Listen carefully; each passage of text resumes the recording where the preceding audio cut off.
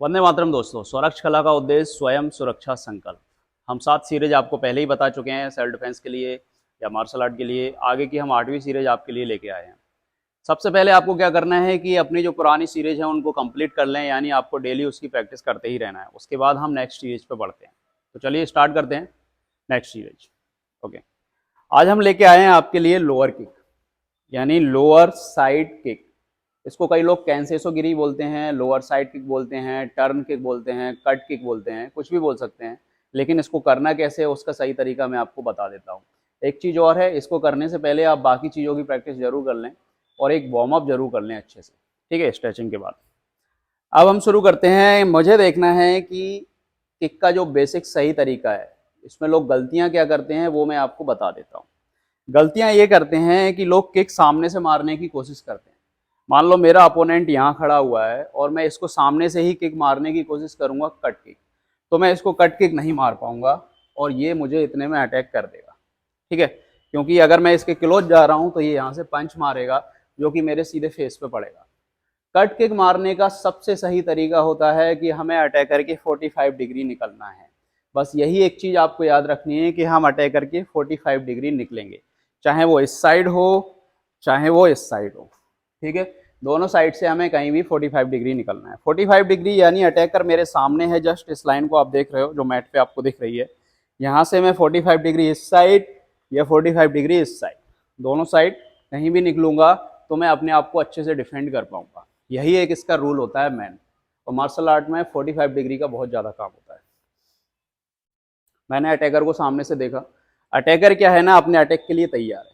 Cut kick का भी एक अपना रोल होता है कि अगर आप इसको ये समझ लो कि अटैकर का जो बॉडी का वेट है वो किस लेग पे ट्रांसफर है, तो ही आप कट किक को अच्छी तरीके से मार पाओगे।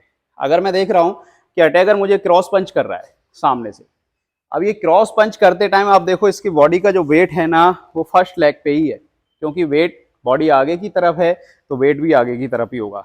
80% वेट आगे है, बाकी 20% वेट पीछे है, ठीक है। ये चीज आपको समझ आ गई होगी। अब मुझे क्या करना है कि जिस लेग पे इसका वेट है मुझे उस लेग को ही तोड़ना है।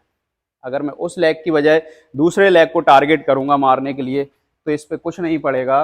इसको जरा सा भी हल्का सा फील होगा कि हाँ यहाँ पे किक पड़ी है, इतना ज़्यादा डैमेज नहीं होगा, ये पलट के अटैक करेगा और आप शायद नीचे गिर जाओगे। तो पहली कंडीशन कि बॉडी के वेट को चेक कर लेना है कि भाई किस साइड है।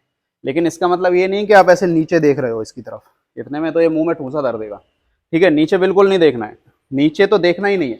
हमें अटैकर को विजन करना है यहाँ से यहाँ तक। अगर इसने भाई मैं इसको नीचे लेग देखने लगा, इधर ऊपर देखेगा, सीधा मुंह में मारना शुरू कर देगा। तो हमें इसको देखना है और बस एनालाइज कर लेना है कि वेट कहाँ है। मैंने देखा ये क्रॉस पंच करने वाला है एंड मैं 45 डिग्री निकला, इसके क्रॉस पंच को मैंने हाथ भी नहीं लगाया और ये अटैक इसका खाली गया क्योंकि मैं 45 डिग्री निकल गया। यहाँ से मैंने देखा कि पूरा वेट जो है ना इस लेग पे है। अब मुझे इस लेग को तोड़ना है तो सबसे पहले मुझे अपने इस पैर को यहाँ पे लिफ्ट करना पड़ेगा, जिससे कि मैं यहाँ से एक प्रेशर जनरेट कर सकूँ डायगनल में। इस तरीके से डायगनल प्रेशर जनरेट होगा, ना कि वर्टिकल या हॉरिजॉन्टल, सीधा डायगनल, ठीक है। इसने पंच किया, मैं 45 डिग्री निकला, मैंने पैर को लिफ्ट किया एंड अपने पैर के वेट को नीचे की तरफ ट्रांसफर किया इस तरीके से, ठीक है। अब सामने से देख लो एक बार, थोड़ा बस अटैक 45 डिग्री एंड मैं इस लेग को टारगेट कर रहा हूं, लेफ्ट एंड हिट। अगर ये नीचे नहीं गिरता है, अगर मैं इसको ज़्यादा प्रेशर से मारता हूँ तो इसका जो लिगामेंट है या यहाँ से जो नी का जॉइंट है वो क्रैक हो जाएगा। और अगर ये नीचे गिर रहा है मतलब कि मैं इस पर वेट ट्रांसफ़र कर रहा हूँ, प्रेशर से नहीं मार रहा हूँ, तो इसका पैर बच रहा है। अगर ये इसको रोक लेगा अभी नीचे गिरे बिना तो ये टूट जाएगा। ये चीज़ आप ध्यान रखना प्रैक्टिस में भी। जब भी आप किसी के साथ प्रैक्टिस करो तो इन चीज़ों की सावधानी रखें कि आपका जो पार्टनर है वो डैमेज ना हो, क्योंकि वो डैमेज हो गया तो आप दूसरी बार प्रैक्टिस नहीं कर पाओगे उसके साथ। तो प्रोसीजर वही है, attack 45 degree and hit and back, ठीक है।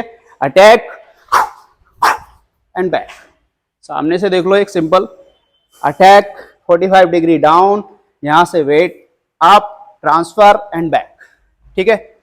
Attack, weight transfer, hit and back. अपनी कंडीशन में, यही होता है।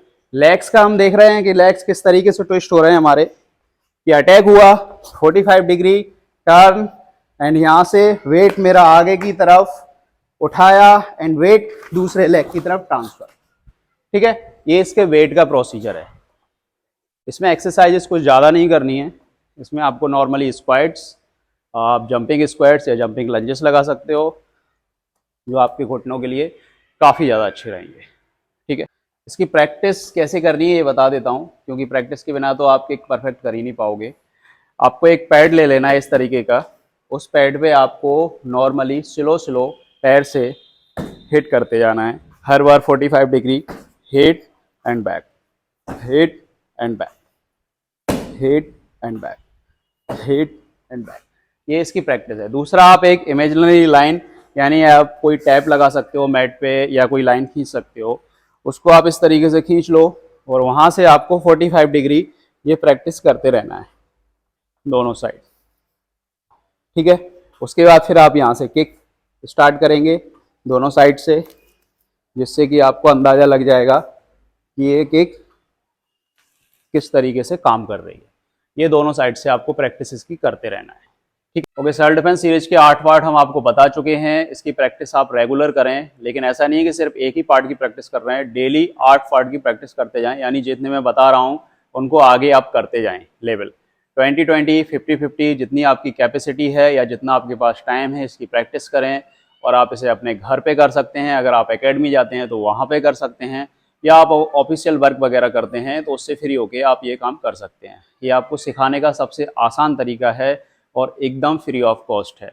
तो कल एक नए डिफेंस के साथ फिर से हाजिर होंगे, तब तक के लिए जय हिंद।